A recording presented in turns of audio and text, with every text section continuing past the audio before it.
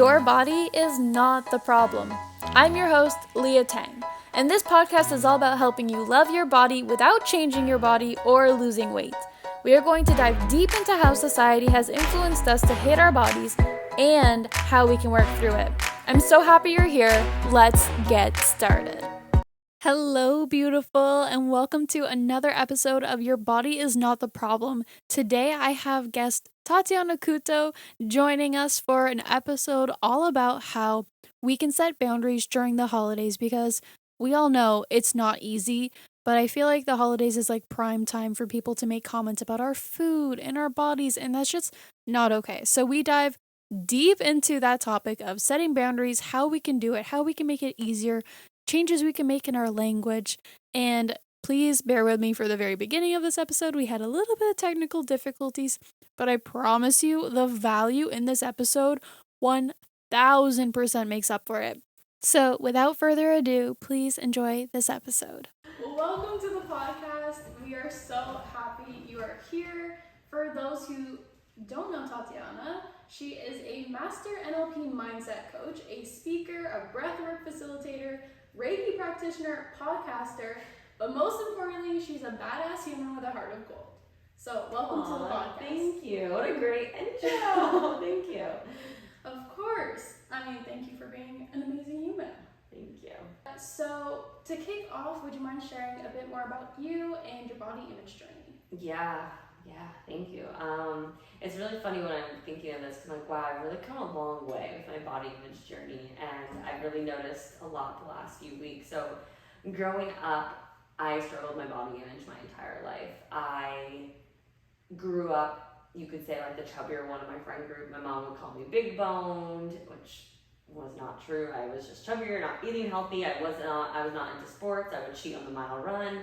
I got bullied because just like my looks, my hair, my weight, and all this stuff. And I was just always the bigger one of my friends. So from a very, very young age, I never loved my body. I had a lot of self-hate. I had a just bad relationship with myself. And then as I got older, obviously into the middle school, teenage years, it got worse. I went through a period of time where I don't want to put the label anorexic, but I stopped eating at a point. Luckily, my friends and family stopped that.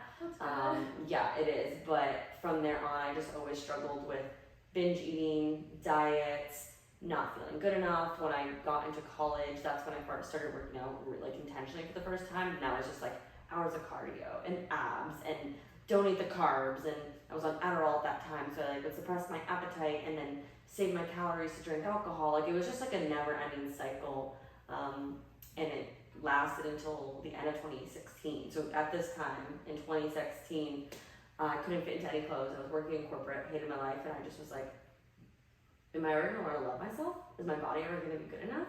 How can I feel healthy? How can I stop these diets? And in December of 2016, that's when I made the decision, like, life isn't meant to be this way. I'm not meant to be dieting and then binging and then hating myself and fitting into clothes one season, and it was just constant. And so that was my decision-making time, where I joined a challenge in my gym, which catapulted like being on a plan, and then I hired a health and fitness coach, and from there I was able to heal my relationship with food and my body from that point forward. But that's a little quick summed up. Yeah. One of the things that I love that you said is essentially that it's like there has to be more to life than just dieting and hating your body and beating it up in workouts and binging. And I think, at least for me personally, I know that I also went from hating my body to restrictive eating to binge eating to having just a super unhealthy relationship with exercise and nutrition. So I feel like it's something, unfortunately, we can all relate to. Yeah. But it's amazing that you've been able to turn it around. And it's cool how, like, even though exercise can be done in an unhealthy way, it can also be like your saving grace. Yeah, it definitely can. And I think, to your point, so many women have felt the way you and I have both felt. And unfortunately, it's the society we grew up in.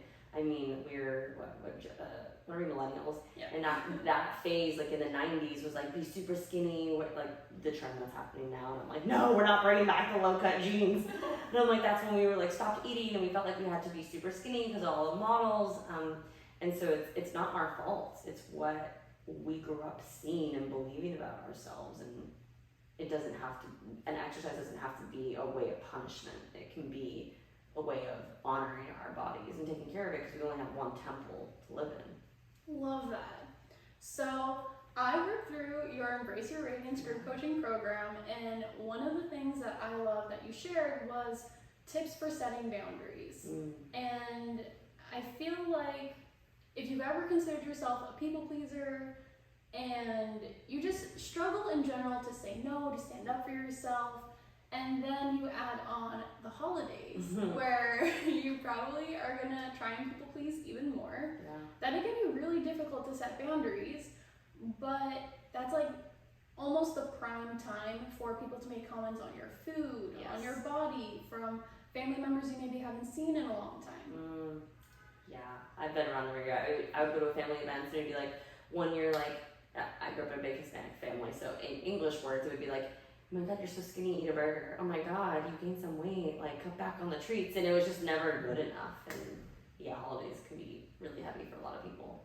For sure, exactly. And so it's like you already are also at like a heightened emotional state that add on every other layer of the holidays. That's like, it's the last thing you want to deal with. Yeah. Everyone always says like, just focus on the memories. It's like, it's really hard to do that though in some different environments with different family members.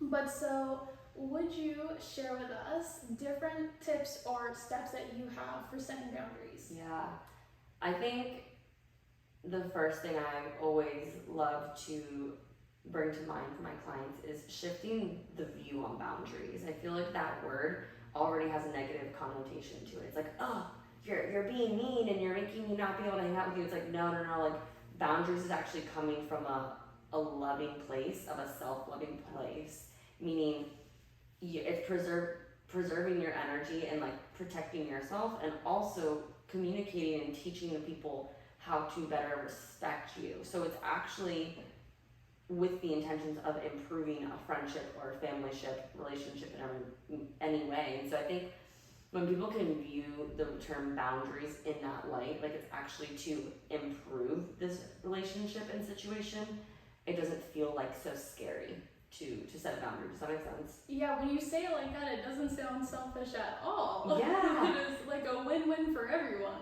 Exactly, and that's like what I would say is shift the perspective in your mind with that, and then when you go into setting maybe a boundary with someone, start with a conversation like that. Like, hey, I would really love to, you don't have to call it a boundary, right? You can be like, hey, I would really love to explain something to better improve our relationship because I found XYZ type of thing. So I also just quickly wanted to share a story of when I had to set a boundary at Christmas time.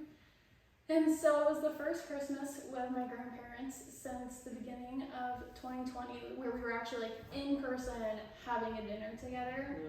And our history with my grandparents was that when I was deep into weight loss, I shared with them my weight every time I saw them. Like I was excited to share it with them. They were excited to hear it because when they saw me at my heaviest, they thought, you're so unhealthy. Wow. And they made comments on that. And coming from, I like to try and believe, good intentions, but just very misaligned, not with the times. They're still in the mindset of like BMI is smart and good. Oh no, right? Yeah.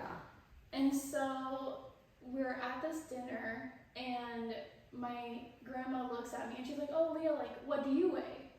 And I hadn't weighed myself in 6 months, so I actually didn't know what I weighed. And I was just like, I don't know. But then she's like, oh, well, you can go weigh yourself. And I was Oh my God. Oh no, okay, like, what do I do now? And so that was where I tried setting a boundary of like, I don't care what I weigh. Like, I tried teaching them that it's how I feel that I'm trying to focus on and not what I weighed, and that like, even after losing a lot of weight, I still wasn't healthy mentally or physically. And I realized like, that can be a difficult mindset shift for them. Yeah. But it was one of the times that I was just so proud of myself for setting that boundary and knowing that like they probably won't ask me what I weigh ever again. Yeah, because you said it kind of once and it kind of sets the standard of Yeah. what you will allow and not. And because I was able to do it the one time, it'll be easier and the next time if it does ever come up. Yeah, and it just shows like it's not so scary to have these conversations with your loved ones. For sure. Has there ever been a moment like that for you during the holidays? Oh my goodness, yeah. So plenty of times, kind of like I said, it was either you're too skinny or just a little chunkier. And I found the worst times I had with my family was when I was actually trying to fully heal like my relationship with food and myself. And I got into macro tracking. I got into the bodybuilding world. I was prepping, and so with the holidays, there was one time, obviously like Christmas and whatnot, but then it got not worse than that. I was very limited on my food during, say, like Easter and those holidays because my show was coming up, and no one understood. They're like, "You're bringing your own." I was bringing my own food because I was doing a bodybuilding show, so that's a whole other level. And the amount of nitpicking and jokes, and I don't want to say to this day, but I would say maybe until like a year, 2 years ago, like jokes still have continued of constant like, "Are you gonna weigh that? Are you gonna bring your own food? Are you gonna do this?" and all this stuff. So yeah, I've definitely been on both ends where of course I was on the extreme side for a reason, and then times where it was just constantly like, "You sure you want to eat that extra piece of cake?" when I looked a little chunkier on those type of holidays. And I mean, I feel like that'd be so difficult because if you're in the process of trying to heal your relationship with your body and food and exercise, then bringing up those comments again, it puts it back into your mind.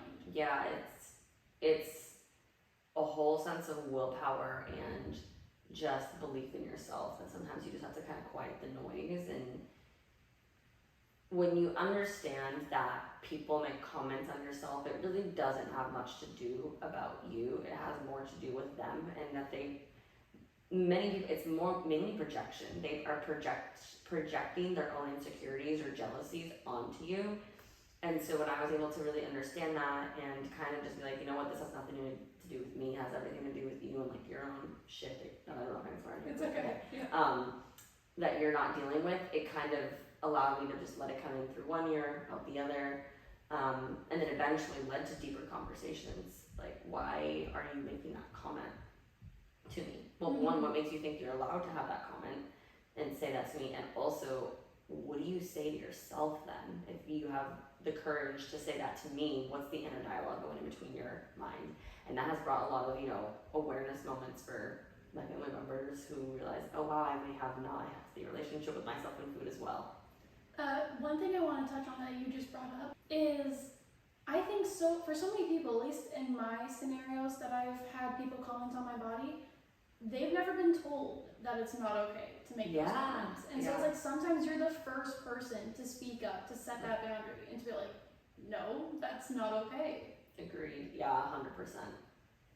All right, so let's dive into some examples. Okay. So this one I find typically comes from like the older generation. So I guess my question for you is, how can we decline in this scenario while still being respectful? And so the comment was, can we count on you to eat everything? Oh, interesting. Okay, so like a grandmother saying, "Here, eat more, eat more, eat more." Yeah. Like, you're not full. Come on, have another slice. I would say, so if they're coming at it from that way, like how my father does this all the time, and it's kind of where you have to come into a loving place, but assertive. Because it's not what you say, it's how you say it sometimes. So you can say, "Thank you, I appreciate the offer. I'm genuinely so full right now, I cannot handle more." And saying it from a loving place from the heart, but also the assertiveness of like, "No, thank you, but no." I think when you can come about it with first appreciation and gratitude, because some people may find that way of how they receive love. Especially, I grew up in a big Hispanic Italian family where it's like, if you eat my food, like then I'm being like loved, and that's their way of giving and receiving love. And so when you can maybe communicate it in that way, really, "Thank you, I appreciate it, this is delicious, I wish I could have more, not at this time, like I'm so full, I don't feel well, and I'm going to listen to my body." And I think when you can over communicate, because communication, I mean, think of the game telephone.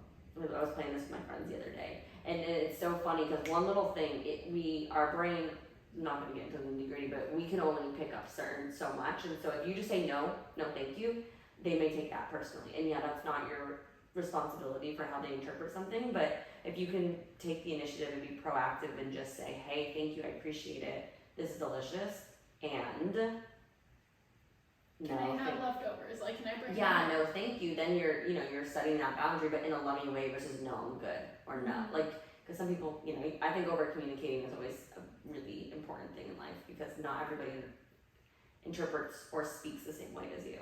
I love that. So it's kind of like shifting your language just a little. Yeah. To show more appreciation, and I think even coming from the standpoint of that could be their love language. Mm-hmm.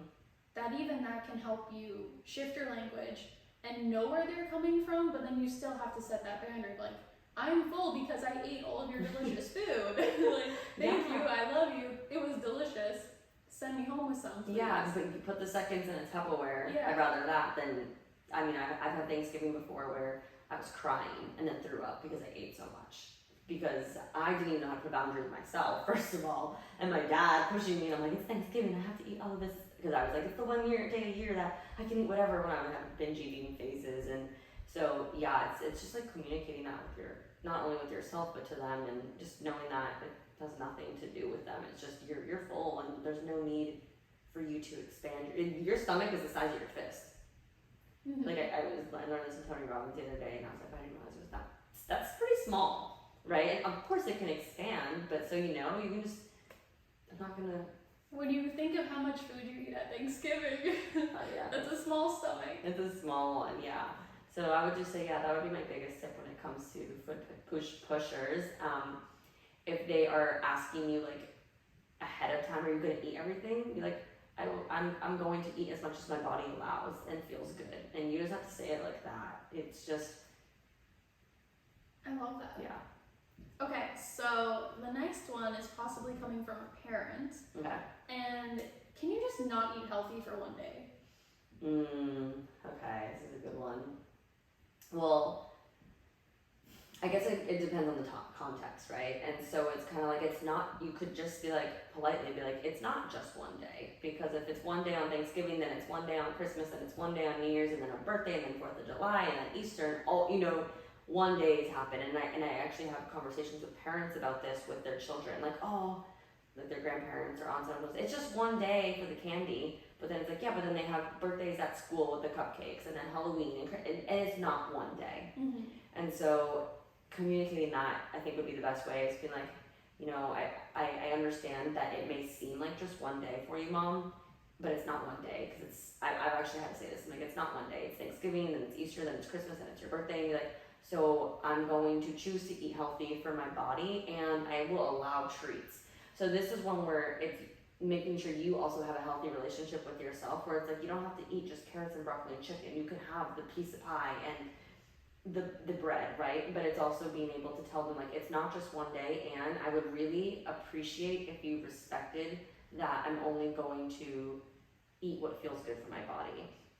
And I think when you can communicate, I would really appreciate if you respected, when someone hears that, it puts them in the driver's seat of like, whoa, I need to respect their decisions. And this is what I teach my clients when it comes to any type of boundaries. It's like, I would really appreciate it if you respected my decision to stay home tonight, or respected my decision not to have that cake, or whatever it is. And it kind of just allows them to take you seriously, right? I mean, for us, we sometimes had Thanksgiving like 4 days in a row. Yeah. Because we would have so many family members to go see. And then, like, just reiterating that healthy is different for everyone. Yeah. So it's like, while someone says, oh, can you just not eat healthy for one day? That person eating healthy might not actually look healthy in their mindset, depending on what's your definition of health. And I think that's a whole society's skewed interpretation of what is health. Because for me, health is having a balance where, I had a cookie last night, and that is health for me, because it's balanced with whole nutritious foods on the other side. but everybody has a different view on that. Exactly. But I love, because you also have the don't say I'm sorry, you say please forgive me. Yeah. So adding in the please respect this, it's like, just one word can like add so much like depth to a conversation and to setting that boundary. Yeah. And like add more seriousness to it. So yeah. I love that. And when I just want to emphasize this, because when we're speaking in this context, in general, anywhere, but like I said earlier, it's not just what you say, it's how you say it. And so I know for me, I would get really triggered or annoyed, because I don't know, some parents can be annoying or grandparents can be annoying. And so it's just like, take a deep breath. There's no reason, there's no need to add more fuel to the fire and be like, Mom, you always say, like, no, just learn to respond differently with calmness and composure and confidence, and just break the habit and the cycle if you are someone that is more reactive versus responding, because that was me. That right here. And so instead of coming at it like barking down their throat for even asking, now that's just, you're creating a mess where you can now be a bigger person or the adult, whatever you want to call it, and just handle it differently, and then it changes the dynamic in the relationship by you taking the control. Yeah, you don't have to bring up the past. Yeah, it's not worth it. Yeah, focus on the present, focus on the future, and again, even just like practicing, you might have to set boundaries with multiple people. Yeah, and multiple times with the same people sometimes. Yeah. Which is fun. Yeah. It will set, I think it can get easier with practice, but at the same time, it's still going to be difficult. Yeah. But then again, reframing it to, it's a win-win for both of you, and I think even just that mindset shift makes it, it shouldn't be that difficult then. Yeah. Because you're doing it for the other person too. Yeah, you get to improve the relationship with your dad or your brother or whoever it is, and it's maybe you don't like the word boundary, so maybe it's setting expectations or standards, or I don't know, maybe you come up with the word, right? Like, it's like, instead of money, like a budgeting plan, a spending plan. I'd rather know how much I can spend than how much I can't, right? And so shifting little words like this can do so much for your brain to have a better energy and representation of what it means. I know this is about boundaries and holidays, but I am now going to create a spending plan. I don't want a budget, I want a spending plan. I love that. Yeah, right? Isn't it so much more freeing? Like, yes. You can feel the difference when you say that. It sounds more exciting. Yeah. And fun. Yeah. Not restrictive. Yeah, exactly. It's the same thing. Maybe boundaries isn't the word for you, so find a word that feels better. Cool. Okay, so this one is coming from a sibling. Yeah. And it's, that's all you're going to eat? Live a little. Okay. So, well, before I would answer this, I would have you take a look, like, are you actually eating, right? And are you allowing yourself to enjoy the pie or whatever it is? Are you being too restricted on yourself? Because yes, my sister has said that to me before, and there were times where she was right. And so I'm not saying that when your sibling says that to you is right or wrong, but like, just take a second to just observe. You don't have to respond right away. Be like, am I restricting myself? And okay, is this an awareness moment? And two, you could just say, what was it? Is that all you're going to eat? Live a little? Yeah. I would kind of bring it back to, I think it was the first one. It's like, no, I'm going to eat more later. I'm just going to give my body time to digest. Or I am living. Food doesn't mean I'm not living, right? And I can eat more later on. Or just try to reframe them and just, I feel like our society has attributed to enjoyment or fun or to food, and food is really just fuel and nourishment. Our ancestors didn't eat as much as we did, right? And so sometimes people just need to have that turned on them. They're like, what about me not eating this? Says anything about me not living? Mm-hmm. And it's a question, and then you're like, well, and again, the reason why I'm saying like different things is because every family dynamic is different. If you say that to someone and they're a really aggressive person, maybe you don't say that. Yeah. So it's kind of taking it with a grain of salt, but take a look inside and then be like, I'm good. Like my body's telling me no, so I'd rather listen to my body than what my plate is telling me to do. And right, I can save this for Tupperware. I'm not gonna throw it away or all this stuff. I'm just like, me eating has nothing to do with living. I love the first part of maybe they are actually like trying to say that from a loving place, because it is hard to be aware of like how bad and like how deep you are into diet culture, into an unhealthy relationship with nutrition when you're in it. And like for me, it was years later when I realized, oh my god, I did what?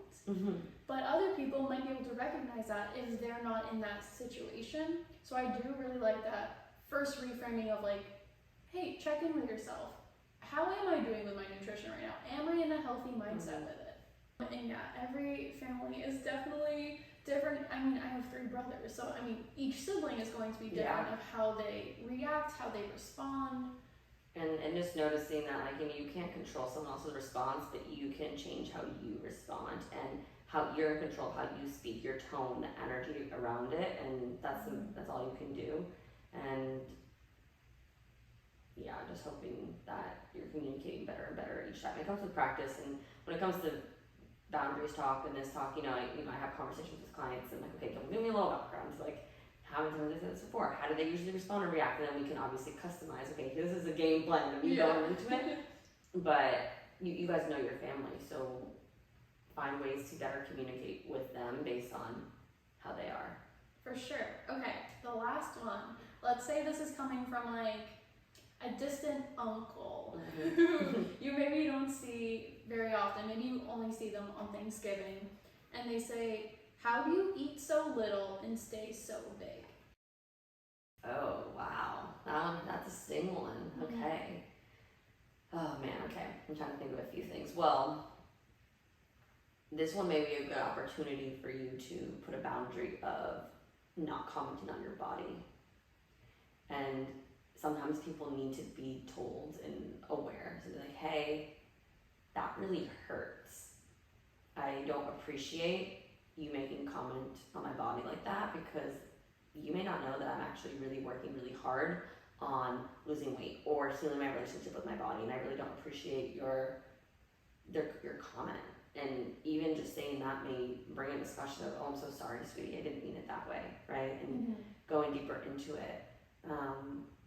And I think that, because at the end of the day, no one really has a right to tell you or comment on your body in a, I don't want to say it's derogatory, but in a downful way, right? And no one knows what you're going through, and it's really, really touchy subject. And so maybe just bringing awareness can bring awareness from like, oh wow, maybe I shouldn't have said that, right? A few other ones could be just, how do you eat so little and stay so big? Yeah, and you're like, you know what, this is actually something I'm working through, and I'd rather you not comment on my body. Like, it would just mean a lot to me. Or sometimes there are some comments that you can just look at them and just nod your head and just pretend you didn't hear it. Right, yeah. Literally pretend you didn't hear it and just walk away. I mean, there are, like, in conversations, our subconscious or our conscious mind will actually delete things, and so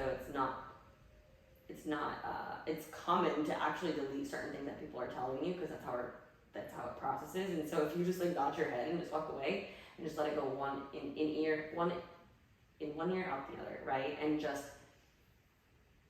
not allow that to mean anything about you. It doesn't mean you're not good enough, it doesn't mean you're not beautiful, it doesn't mean whatever, that's on their eyes. And again, maybe looking at them in the sense of compassion, like, damn, if he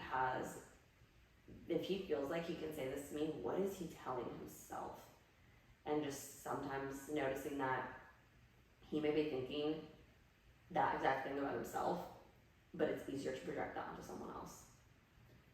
If someone is trying to set a boundary and they do actually speak up for themselves and someone gets mad at them, or I guess defensive maybe, do you have any tips or recommendations for people in a situation where like them setting a boundary might cause a fight? Yeah, I mean, the main number one thing I would really emphasize is really be intentional with your wording and the energy from it, because that's going to be the biggest thing that can either cause a fight or be like an acceptance, because you came from a loving place, right? And it may, some fights may come from, I've had some, I don't want to say fights, but just a little bit more fiery energy responses, and I just have to kind of put a foot down for myself and be like, hey, I don't want to argue. This is not the point of it. And I need to honor myself and what I will allow, what comments I will allow. And moving forward, I'm not allowing this because I'm working on healing this. And some people don't even know the work that you're doing on yourself. And so if they get all, upset that you're not eating, or the fact that you told them not to comment, or that you ask them polite, that's what I'm always saying, always come from a place of kindness and politeness and appreciation and respect, because it's hard for people to kind of bark back at that because you're coming from a good place. But then again, just being like, hey, this is just what I will and will not accept in my life. And if you want to continue our friendship, our relationship, I need you to respect that, because there are things you don't know that I'm working through behind these doors, and those comments aren't helping, and I'm not going to allow them anymore. And that's when we kind of have to come with a little bit more of like that assertive voice, not screaming, assertive, and just say that it's just, I don't accept that anymore. And my family doesn't really comment at all anymore, because I've had to kind of repeat it over and over again in loving ways, and I had to show that I wasn't phased. Right. And my best advice. It can be hard, I'm not gonna lie. I love that. I feel like all of this has kind of come back to a respect thing. Yeah. It's like you respect yourself and you respect the other person, and they need to respect you. It's like everyone needs to respect each other. Yeah. And then don't forget to also respect yourself. Yeah, I feel like it's so easy for people to think that they have a say in your life, and they may, right? But it may just come across like, hey, I really appreciate you bringing awareness to you, right? I may be under eating. I really appreciate it. Maybe if you said it this way, and it would just mean a lot. Be like, and when you learn to respect yourself and communicate with yourself, and you better your mindset and your self-love, you get to teach others how to speak to you and how to respect you. And there's family dynamics like that don't.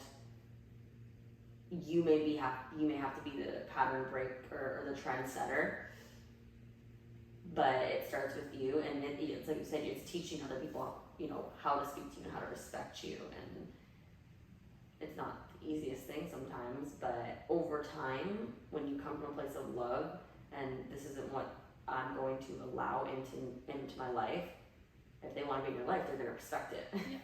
And if we can do it, then so can you. Yes, yeah, and it's just baby steps. Mm-hmm. It really is.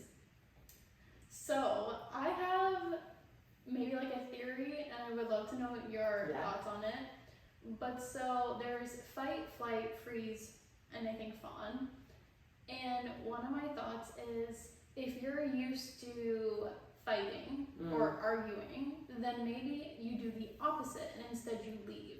Or if you're used to just walking away, then maybe instead you speak up and you set that boundary. Yeah. Or if you're used to just freezing and like you just go silent, you can't speak up, maybe you leave or you fight, one of those things. Not like fist fight, but you stand up for yourself. Yeah. So what do you think of, like, if people can recognize what their pattern is it may be easier to try and do the opposite, or working towards it? Yeah, for sure, because that's a habit right now. It's a protection mechanism. It's an automatic response. And so when you can identify, like when I tell my clients, like, what's your emotional home? Okay, what's your go-to reaction? When something bad happens, do you automatically get angry or sad or guilty? And so it's kind of like that. It's bringing awareness to, how do I respond to situations? So right now, if you're listening, ask yourself, how do I respond to these type of situations? What are the consequences of it? And why am I doing it? What am I gaining? And what's the best way I can handle it moving forward? And sometimes writing it out, a scenario, if this person says this is how I'm going to respond. And like visualize kind of the scenario happening. Practice saying it. There's power in role playing so that you actually do respond and create that new automatic behavior. It is one of the best things, because then you have to do something different to get a different reality, a different response, right? I love that though, because everyone, if you have a Thanksgiving dinner coming up or just any holiday or get together, if you know you're going to see a family member there who might comment on your body, you can start preparing right now. Yeah. You can start practicing what you might say and maybe you ask for help from someone else to get support if, like, you know you're gonna struggle to set the boundary or speak up. Maybe you ask someone, hey, like, please hold me accountable. If they say something, be like, kick me under the table, or do something, to break the pattern, because it may be automatic, and especially this, I would say, really goes for people who either freeze or don't speak up for themselves.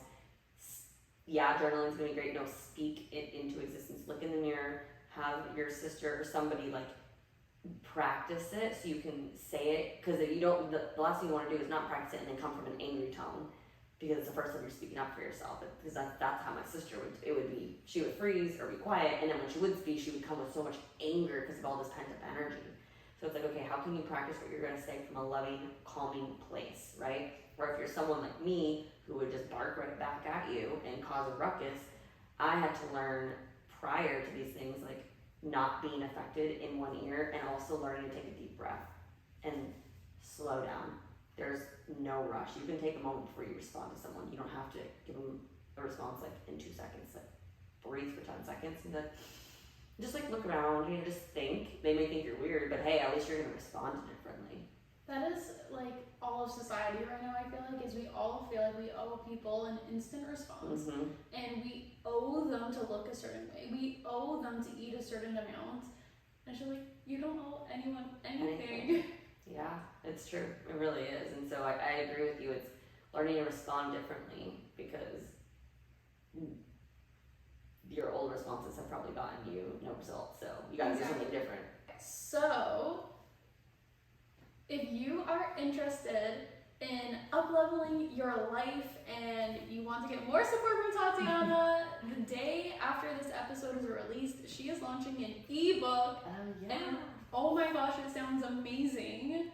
And so it is coming out November 22nd. And do you want to take a minute and explain what they would get? Yeah, for sure. So my main thing was, I have a podcast, right? And like, I always want to give as much affordable, free value as I can.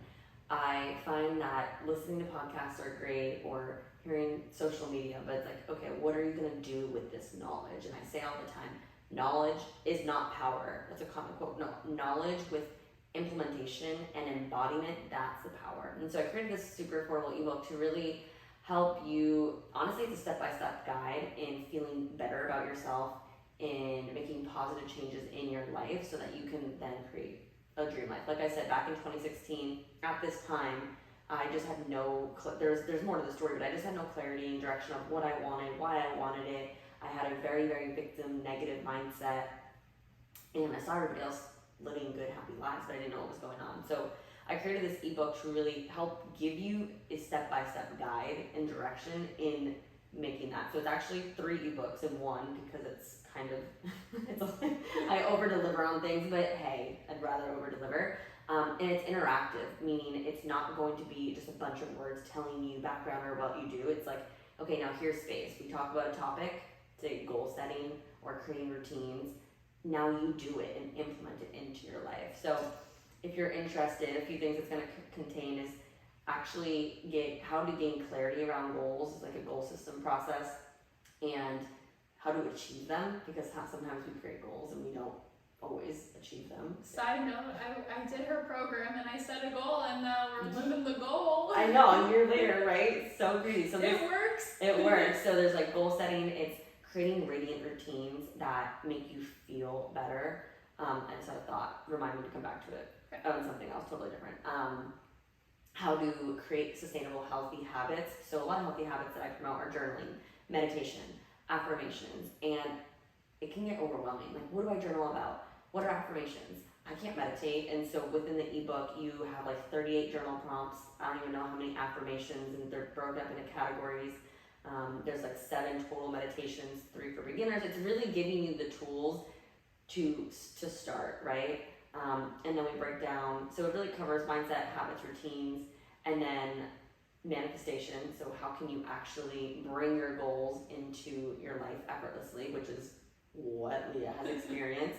And then I even bring in some nervous regulation techniques. So we're living in a life of just constant like go, go, go and fight or flight. And so I just share little grounding techniques and breath work. I do breath work. So to get you back in your parasympathetic, which will be great for pre-Thanksgiving to do some breath work. And then some health tips, honestly, because you can't have a healthy mind without a healthy body. So there's a lot in there, but it's just really a guide. So it's great for beginners who don't really know where to start when it comes to personal development or making some better improvements in their life, or someone who's already on the journey, but they may not be ready to invest in coaching or group coaching, and they just want a little bit more tools and direction. Yeah, I mean, I want it to be super affordable for anybody to have, and when you get it for life. So you download it, it's 3 beautiful ebooks, interactive, and you can always return back to it. You had a side note. Yes, I was gonna say, when it comes to responses, a great thing to ask yourself is, what would my future self do? How would she respond? Not the old self, how would the future self handle this? The more empowered, confident, loving self. And so when we can embody that version of ourselves now and respond to it, and it just takes a moment to ask yourself, it could be like, what would she do, in the sense of, would she go for the 4th round of pie? Maybe not. Maybe we'll take it home, right? Or would she lash out at her mom? Like, how would she handle the holidays? How would she feel? Write it out so that you can get clear, and then it allows you to embody that and handle things differently. So that's something I wanted to say. It slipped away and it came back. I love that, because one of the things that I've been working on for like how my higher self show up is more compassion.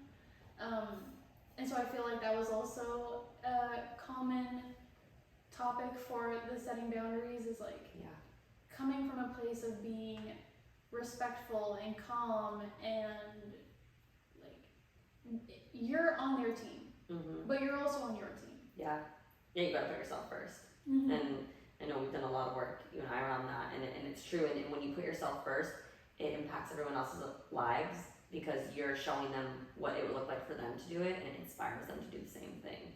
I mean, we change the world by changing ourselves. That's what my old mentor used to say. So it starts with you. For sure. But yeah, so you need this ebook, and I will link it in the show notes. I will link your Instagram. But I have 2 questions that I ask all of my guests. And so, one, what do you wish you could go back and tell younger Tatiana about body image? I just get chills doing this. That, I'm bringing her into mind. I would say, and it may be cliche, but it's like, you are truly beautiful the way you are. Learn to love yourself from the inside out, because no matter, if you can't find that internal self-love, it doesn't matter what body weight, what you look like, you will never be happy, because true self-love comes from the inside. And when you love yourself internally, it radiates into your external, and that's when you actually have the whole body image that you truly love in that relationship. I love that. Okay, second one is, what advice would you give someone who is trying to learn to love their body? Okay, I would say, 1, be kind to yourself. It's a journey. It's not going to happen overnight. There's a few exercises I would recommend. One of them is, speak to yourself as if you were your 5-7-year-old version of yourself. Or maybe for you, that's hard for you to do. Maybe how would you speak to your best friend or your niece or your little sister? And because that inner child of you is in there. So you beating yourself up like, oh, you didn't lose enough weight, or oh, you had that cookie, is doing nothing. How can you meet yourself with love and compassion? I would say start there. And I would say to start with affirmations, because your words create your reality. They don't describe it, they create it. So every time you catch yourself being proactive about it, and this is something we did in Embrace Your Radiance, like, what are 5 affirmations that you can claim in the beginning of the day of who you are, how you feel, and what you love about yourself? And then every time you catch yourself thinking something negatively, shift it. This is how it completely rewired my mind. So affirmations, and then, so I'm gonna give you a few steps. And then if you wanna go a step further, when you're there, the most powerful, vulnerable exercise I've ever done and have my clients do is mirror work, where you stand in the mirror, naked, after the shower, raw, and just look at yourself and say, just start with 3 to 5 things that you love. And they can be super surface level, but you're teaching yourself to, instead of pick out the negative, like, oh, the cellulite, oh, the belly roll, you're picking things that you come up about yourself. And some days it's gonna be harder than others, but you're training your mind to focus on the good and on the love versus where you're not at. And when you focus on the good gets better. When you focus on the love, you're able to love yourself more. So those would be my few things Thank you. I would recommend. Thank you so much for sharing that. One of the things that I've enjoyed for like looking in the mirror and like trying to find things that I love about my body is that instead of saying like, oh, I love my cellulite, because like, no, I don't, but I also don't hate it. Yeah. Is that it's like, I love my legs though. Besides the cellulite, I love my legs because they take me to the beach. They help me kick away bad people. Love they that. help me do things.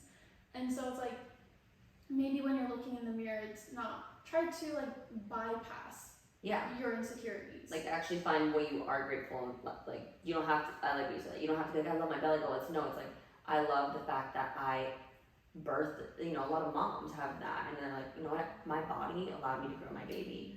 Or I love that my body is healthy and healed and I have 4 limbs and like, come on, right? You have so much to be grateful for. So focus on the good and the great gratitude and the love for things that you actually can appreciate. For sure. Okay, well, thank you so much. I feel like,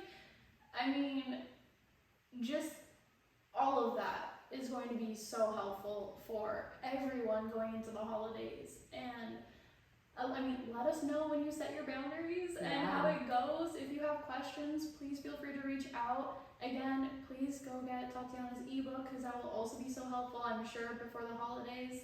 And thank you so much for sharing all of your wisdom with us. We appreciate it. Thank you so much for having me. And I would just say, like, every holiday season gets better. I don't even go into thinking about it anymore. So just know that it can get better. And thank you for having me. You have grown so much. You've accomplished so much. It's so cool to just watch how much you have evolved and the fruition that you had like a dream to move to Florida to impact women's lives, and literally a year later you are doing it. So I just really want to give props to you because it's amazing. It's been so cool to watch.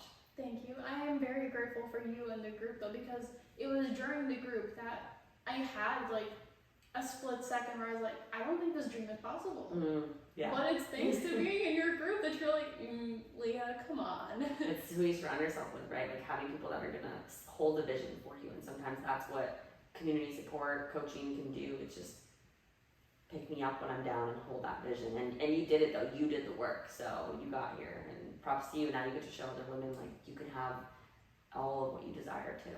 Thank you. And now we get to do a podcast in person in Florida. I know. Did you think we would be here a year ago? I did not. I mean, I knew it was going to happen, but you never know when, right? So this is so cool that it happened literally a year. Because you moved in... It was August that we moved. So less than a year. Because you Embrace Your Reign started in September. So yeah, that is big. Look at that. Your life can completely change in an instant if you decide. Amazing. So never surrender. Don't give up. Everything is figure outable and your body is not the problem. Thank you.